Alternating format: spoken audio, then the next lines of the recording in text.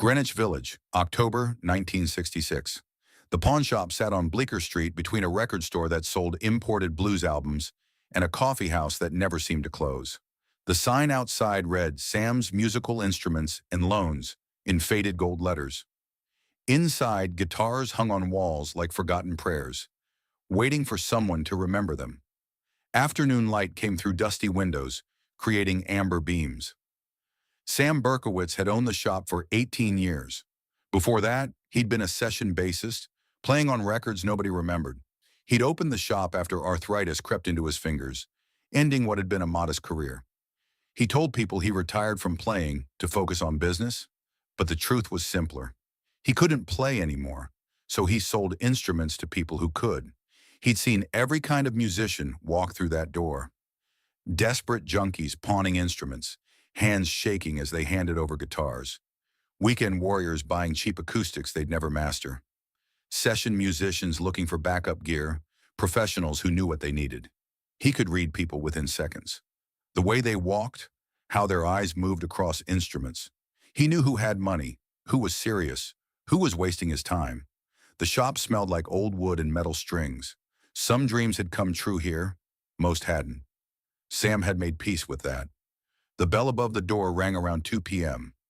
Sam looked up and saw a young black man walk in. Thin, almost fragile looking. Wild hair that seemed to defy gravity.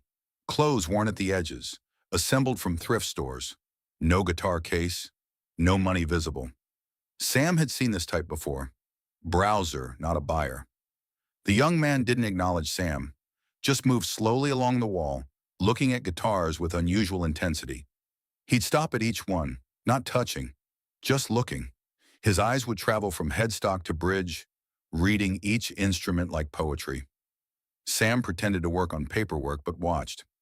Something was different about how this kid looked at instruments.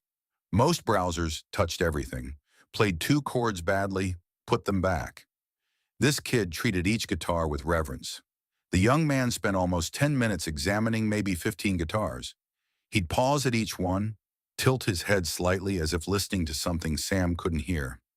Finally, he stopped at a white Fender Stratocaster hanging in the corner, where Sam put guitars he'd given up trying to sell.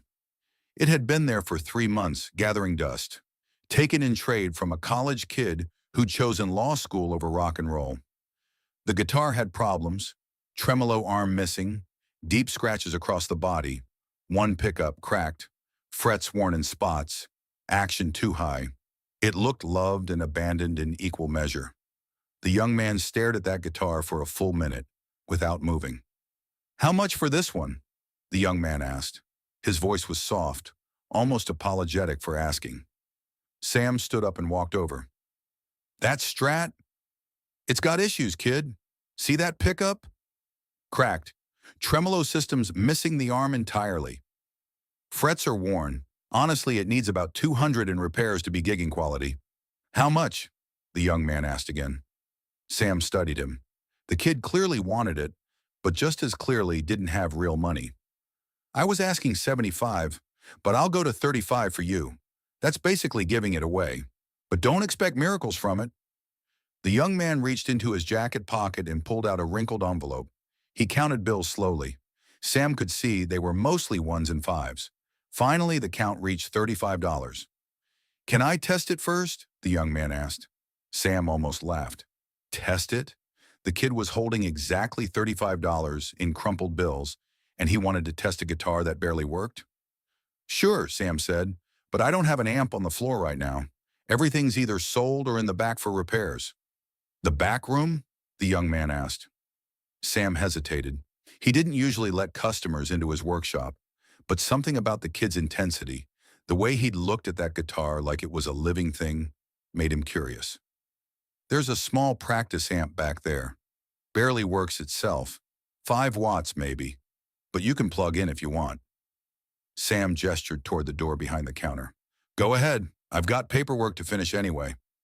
The young man took the Stratocaster off the wall with surprising gentleness. He cradled it for a moment, hands finding positions on the neck like greeting an old friend. He walked toward the back room without a word. Sam returned to his desk, half listening. The back room door closed. Silence for maybe 30 seconds. Then the amp clicked on. Tubes warming. More silence. Tuning, probably. Sam went back to his invoices. Then the first note came through the door. Sam's pen stopped moving. It wasn't loud. 5 watts barely fills a bedroom. But that sound wasn't like anything Sam had heard in 18 years. It wasn't just a note. It was a voice. Crying, speaking, singing without words. That single note held more emotion than entire songs on the radio. Sam stood up slowly, invoice forgotten. The young man played a blues progression, but it sounded new, like blues was being invented right now. Each note had weight, intention. He bent strings until they begged. He used the guitar's imperfections, cracked pickup, worn frets, missing tremolo, as features, not flaws. The scratches added character, like scars telling stories. Sam walked to the back room door and stood there, not opening it, just listening. The playing changed. The young man explored the guitar, learning its voice. Soft runs like water over stones, then chords that filled all space, making that tiny amp sound massive. He found harmonic sweet spots where notes created natural reverb. Sam realized he was holding his breath. Crying. The young man moved through blues, rock, jazz, something nameless. The Stratocaster growled and whispered and screamed and sang. Angry, tender, joyful, melancholic, sometimes all in the same phrase. Sam had sold thousands of guitars. He'd heard professionals, amateurs, legends. But never this. This was what guitars were invented for. The conversation between human and wood and steel that every instrument maker dreams about. The young man made that broken amp sound like a stadium, made that damaged Stratocaster sound handcrafted by angels, created vibrato with just his fingers. Sam stood there, tears on his face, crying because someone was playing a $35 guitar like it was the only guitar in the world. Then silence. Sam stood at the door, not moving, not breathing. The back room door opened. The young man stood there holding the guitar, looking slightly embarrassed, like he'd done something wrong. "I'll take it," he said quietly, holding out the $35. Sam looked at the money, looked at the young man, looked at the guitar that suddenly didn't seem damaged anymore. That guitar had just spoken in a language Sam hadn't known existed. "No," Sam said. The young man's face fell. "I have the money, 35. That's what you said." "No," Sam repeated. "I mean, no. You're not paying for it. Take it. It's yours." The young man stared at him like he'd spoken a foreign language. "I don't understand." Sam didn't entirely understand either. He was a businessman. He didn't give away inventory, but he knew with absolute certainty that charging this young man for that guitar would be wrong in a way he couldn't articulate. "What's your name?" Sam asked. Jimi Hendrix." "Jimmy, I've been selling guitars for almost 20 years. I thought I knew what they were for, what they could do. You just showed me I didn't know anything." Sam gestured at the Stratocaster. "That guitar was dead in my hands. In your hands, it's alive. You can't pay me for that. That's not a transaction. That's a baptism." Jimmy looked down at the guitar, then back at Sam. "I can't just take it. That's not right." "Then promise me something," Sam said. "Promise me you'll play it somewhere I can hear. Not here. Somewhere public. Somewhere it matters. And when you do, remember it came from a pawn shop on Bleecker Street where an old man finally understood what he'd been selling all these years." Jimmy was quiet for a long moment. Then he nodded. "I promise." He walked toward the door, still holding the guitar carefully. At the threshold, he turned back. "Thank you, Mr. Sam. Just Sam. Thank you, Sam." The bell rang as Jimmy left. Sam stood in his empty shop, looking at the space on the wall where the white Stratocaster had hung for 3 months. He felt like he'd just witnessed something important, though he couldn't explain what or why. That guitar became part of Jimmy's rotation. Not his main guitar, but one he'd use in studios, at sessions, when his primary instruments needed repairs. People who worked with him in those early days remembered the scratched white Strat, how Jimmy would play it and somehow make its imperfections sound intentional. 2 years later, Sam was reading Rolling Stone magazine during a slow afternoon. There was a feature about a new guitarist who was changing rock music. The Jimi Hendrix Experience had just released Are You Experienced? The article included photos. In one of them, Jimmy was holding a white Stratocaster with scratches across the body. Sam stared at that photo for a long time. He'd stopped telling the story by then. Who would believe it? That he'd given away a guitar to someone who became one of the most important musicians in history?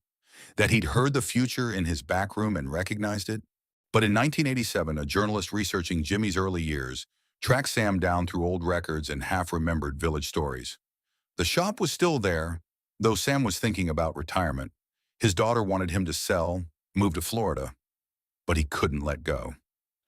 The journalist was young, carrying a tape recorder and a notebook filled with questions. He'd heard rumors about a white Stratocaster, a pawn shop, an unlikely gift. Did it really happen? The journalist asked. Did you really give Jimi Hendrix a guitar? Sam, now in his 60s, his hair gray, his hands still showing the arthritis that had ended his playing career decades ago, nodded slowly. I didn't give Jimi Hendrix anything. I gave a broke kid with exactly $35 in crumpled bills a damaged Stratocaster I couldn't sell. What he became wasn't about the guitar. That was about what he could hear that the rest of us couldn't. What he could say when the rest of us didn't have words. Do you regret not selling it to him? $35 in 1966? That was real money. Sam smiled, the kind of smile that comes from understanding something that took years to learn. Son, I've sold thousands of guitars. Literally thousands. I can't remember most of them. Can't remember who bought them or what they paid. The transactions blur together. Money changes hands. Instruments change owners. Everyone moves on. But I remember that October afternoon. I remember every detail. The light coming through the window. The dust in the air. The way he held that guitar like it was alive. I remember standing at that back room door, listening to someone show me what music actually is. What it can be when it finds the right person. You can't put a price on that moment. That's not a transaction you regret. That's a privilege you're grateful for. The journalist leaned forward, tape recorder running. What did you hear? In the back room? Can you describe it? Sam was quiet for a long moment, looking past the journalist, past the years, back to that afternoon. I heard someone talking to that guitar like it was a person, like they were having a conversation, and the guitar was answering back. I heard every scratch, every flaw, every broken part being used as vocabulary instead of damage. I heard what instruments sound like when they find the person they were made for. He paused, remembering. I'd been selling guitars for almost 20 years by then. Thought I understood what they were, what they could do. Jimmy showed me in about 5 minutes that I didn't know anything, that I'd been selling dictionaries without understanding the language. Did you know? In that moment, did you know he'd become famous? No, Sam said firmly. I didn't know anything about fame or success or history. I just knew I'd heard something I'd never heard before and would never hear again. I knew that asking him for money after that would be like asking someone to pay you for showing you the truth. It felt wrong, fundamentally wrong, like missing the point entirely. The journalist published the story in Rolling Stone's March 1987 issue. It became part of Jimmy's legend, another thread in the tapestry of stories about a guitarist who changed everything. The pawn shop on Bleecker Street, the damaged Stratocaster, the owner who refused payment, the back room where magic happened.